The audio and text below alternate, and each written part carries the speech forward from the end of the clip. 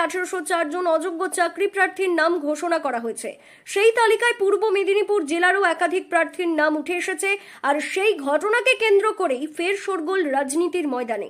তৃণমূল বরাবরই এই ইস্যুতে শুভেন্দু অধিকারীর বিরুদ্ধে সরব হলেও জেলার তৃণমূল নেতাদের নীরবতা নিয়ে প্রশ্ন তুলে সরাসরি সোশ্যাল মিডিয়ার মঞ্চে কান ধরে উঠবোস করলেন যুব তৃণমূলের সহসভাপতি ও তমলুক পুরসভার কাউন্সিলর পার্থসারথী মাইতি। বক্তব্য একটাই, 2019 থেকে 2025 যে 26 যেতে যায়, আমাদের বক্তব্য পূর্ব মেদিনীপুরে যা দুর্নীতি হয়েছে সেটা হচ্ছে শুভেন্দু অধিকারী করেছে। সেইখানে আমরা দেখতে পেয়েছি যে লিস্ট বেরিয়েছে, সেখানে দেখা যাবে পূর্ব মেদিনীপুরের মানুষজন আছে। সোমবার দুপুরে ফেসবুকে পোস্ট করা তার ভিডিও ইতিমধ্যেই ভাইরাল হয়েছে। সেখানে দেখা যায় কান ধরে উঠবোস করতে দেখা যায়। তিনি বলছেন, আমি কান ধরে উঠবোস করলাম, আমাদের পূর্ব মেদিনীপুর জেলায় যে সমস্ত নেতৃত্ব টাকা নেওয়ার পরে মুখ খুলছে না এবং শুভেন্দু যে বড় বড় ভাষণ দিচ্ছেন তারা একমাত্র কারণ আমাদের কিছু নেতৃত্ব তারা মুখ না খোলা, তাদের হয়ে মানুষের কাছে আমি কান ধরে উঠবোস করছি। তার এই বক্তব্য ঘিরে স্বাভাবিকভাবেই অস্বস্তি ছড়িয়েছে জেলা তৃণমূল নেতৃত্বের মধ্যে।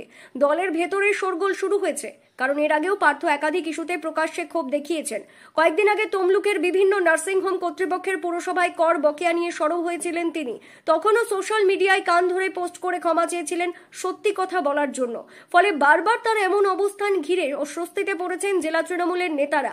এই নিয়ে বিরোধীরাও মাঠে নেমে পড়েছে। শুভেন্দুবাবুর সাথে যোগাযোগ ছিল এবং প্রত্যক্ষ যোগাযোগ ছিল এবং তারা অনেকেই দুর্নীতিতে লিপ্ত, কিন্তু দেখতে পাচ্ছি যে একবারে সবাই চুপচাপ। যেখানে বিজেপির লোকরাও ধরা পড়ছে দেখা যাচ্ছে, তারাও যেমন চুপচাপ। আমাদের তৃণমূল কংগ্রেসের যখন শুভেন্দু অধিকারী সে জোর গলায় ভাষণ দিচ্ছেন যে একজনের আমার ভিডিওকে হাতিয়ার করে কটাক্ষ শুরু করেছে বিজেপি সহ অন্যান্য দল। নিজের অবস্থান পরিষ্কার করে পার্থসারথী মাইতি বলেন, আমাদের পূর্ব মেদিনীপুর জেলায় যা দুর্নীতি হয়েছে সেটা শুভেন্দু অধিকারী করেছে। সেই জন্য আমরা দেখতে পেয়েছি যে লিস্ট বেরিয়েছে, সেখানে দেখা যাচ্ছে পূর্ব মেদিনীপুরে অনেকে রয়েছে।